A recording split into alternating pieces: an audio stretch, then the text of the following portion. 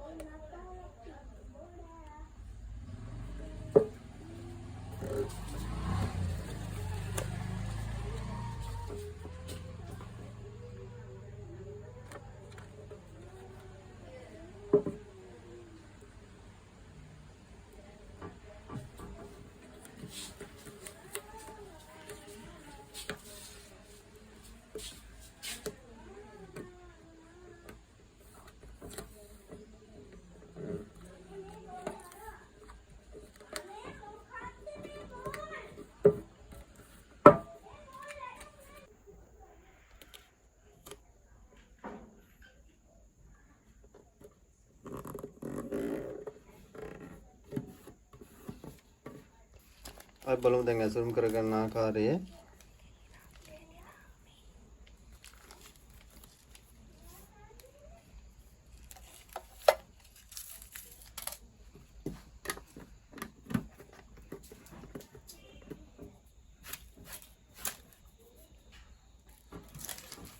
අපි බලමු දැන් හොට් ගන් එකට දාලා අපි ෆිනිෂින් කරගන්න ආකාරය අවසානයේට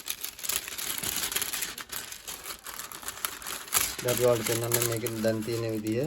ඉතින් දැන් නිකන් තියෙන විදිය. අපි බලමු මේක හොට් ගන් එකෙන් අල්ලලා ෆිනිෂින් කරගන්න ආකාරය.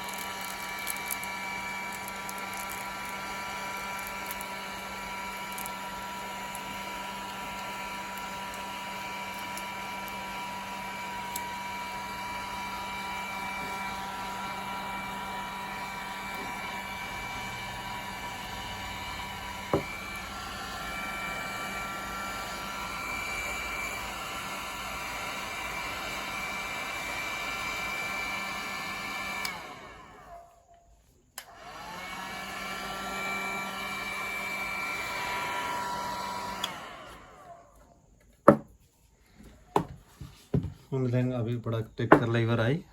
මේ තියෙන්නේ ඒ කරගත්තු ප්‍රොඩක්ට් එක.